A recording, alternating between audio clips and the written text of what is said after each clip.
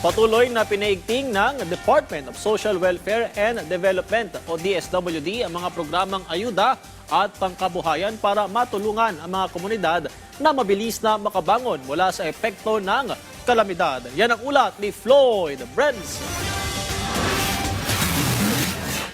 Patuloy na bumabangon ang mga tourism workers ng Iloilo matapos ang pananalasa ng Bagyong Tino na nakaapekto sa kanilang kabuhayan. Dahil dyan, nagsagawa ang DSWD Field Office Region 6 ng emergency cash transfer para matulungan silang makapagsimula muli. Tinatayang nasa 270 na benepisyaryo mula sa Tigbauan, Tubungan, Oton at Igbaras ang tumanggap ng tig 10,325 bilang pantawid sa kanilang pangunahing pangangailangan. Isinagawa rin ang verifikasyon ng BBM Serbisyo online registration alinsunod sa direktiba ni Pangulong Ferdinand R. Marcos Jr. at Secretary Rex Gatchalian.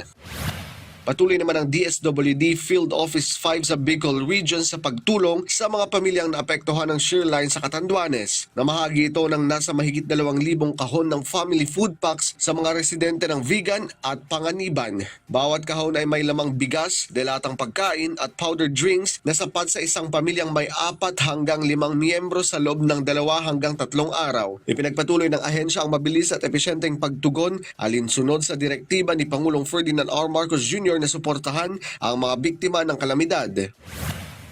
Bilang bahagi naman ng inisyatibo para mapalakas at matiyak ang maaasahang sektor ng elektrisidad, binisita ni Pangulong Ferdinand R. Marcos Jr. ang Meralco Exhibit, katuwang ng electric company ang Department of Social Welfare and Development sa pagtataguyod ng kabuhayan sa pamamagitan ng Sustainable Livelihood Program. Kabilang dito ang pagbuo ng isang e-trike charging station, katuwang ang lokal na pamahalaan ng Valenzuela City na nagsimula sa simpleng charging plug at lumago bilang ganap na istasyon. Nagbibigay ito ng abot-kayang serbisyo sa mga driver habang ang kita ay pinaghahatian ng mga miyembro. Ipinakita ng inisyatibong ito ang patuloy na suporta ng DSWD sa mga proyektong nagpapalakas ng kabuhayan at tumutulong sa komunidad. Floyd Brenz para sa Pambansang TV sa Bagong Pilipinas.